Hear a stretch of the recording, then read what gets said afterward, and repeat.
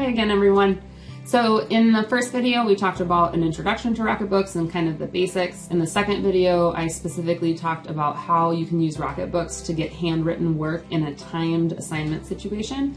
In this third video, I'm going to talk about two extra features that I really have found useful with Rocketbooks. That's Beacons and Screencast. So Beacons are basically a way for students to easily capture a large whiteboard. So what happens with these beacons is you get these 4 orange triangles that you can position anywhere around your whiteboard. So you can make it really big if you have a lot of writing, or small if you just have a little bit of information. The students then can take their phones with the Rocketbook app on it, select beacons, flip to landscape, and then capture your whiteboard. Now, unlike an image or just taking a picture with their phone, the Rocketbook is going to create this as a high resolution, high contrast scan, just like they did with the Rocketbook pages. Unfortunately, I don't have any whiteboards to share with you because I don't have any of them filed away. But basically, it looks just like you're seeing with these Rocketbook pages. It's just the whiteboard. It does capture color and color differences, and it really just allows students to grab that whiteboard in a way that they can take home with them and reference later.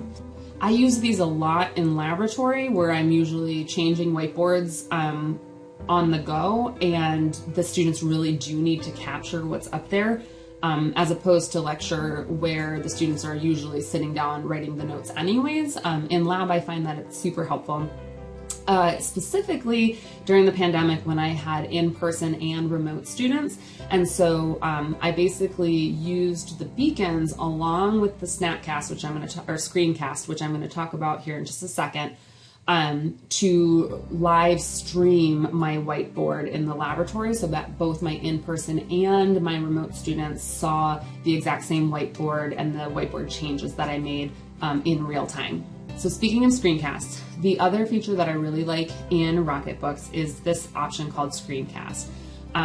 Basically, it's just a little button that you push up here that allows you to essentially live stream your Rocketbook or beacon whiteboard images. So when you select Screencast, your images are immediately uploaded to your own personal URL, which you can share with others. So you find the URL, and then you give it to your students. I now have it in the template of my lab notebook so that the students always have access to my screencasts. Now you can screencast every time you capture, so you push the button every time you want to screencast, or you can even set it up so that it automatically screencasts every 3 seconds. So if you had your phone set up in a room to capture every 3 seconds of your whiteboard, it would cast that every 3 seconds to that URL where students could watch. So we have found this to be super, super helpful for 3 things. First, student sharing work with students. When they're working with each other in the lab or on calculations of any sort or writing diagrams, it's really hard for them to share the work if they're not in the same physical space. And so during the pandemic, that has been really difficult. And it's hard to take a picture and send an image every time you want your partner to be able to see your work. And then with some of the really great online things, it's hard to type out the calculation you're doing, right? And so when you're comparing notes on calculations, that's where we really found difficulties. And that's where the Screencast has really come in helpful.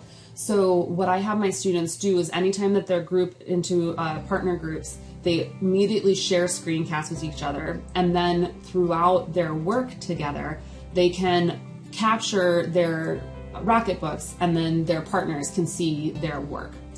So that's really helpful on allowing them to look at each other's work in real time and make sure that everybody's on the same page, doing the work in a similar way. Second, I find it super helpful for students sharing work with me. So when I have office hours, I have the students share their URL with me right away. I share mine with them. And so then we can work through these calculations that they're having difficulty with, or the diagrams, or what have you. And I ask them to see their work. And so then what I usually do is have them share their screencast with me, and then I share my screen with them so that I can point at their work and show them where maybe a mistake is happening or something isn't working out how we want it to. So this really allows me to see their work and give them feedback on their work in real time. Again, it's difficult to do that without having it handwritten, right? So the Rocketbook allows for that handwritten.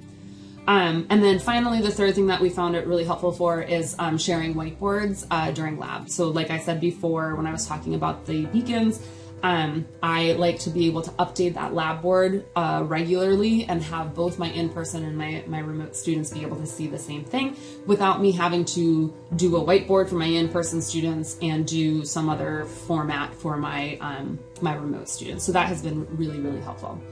So I hope that these tips and tricks have been helpful. I didn't show you literally how to do any of those things, but again, under the YouTube video, I will link the Rocketbook help pages associated with everything that I told you that you can do. And I am always happy to answer questions on how to make these Rocketbooks work for you. We now have basically all of our general chemistry students are using Rocketbooks regularly, and many other faculty members within the Department of Chemistry and Biochemistry are using them regularly as well for different things. So they have been super helpful, and I absolutely recommend them for anybody, especially if you have a lot of handwritten work that you need to capture. Bye.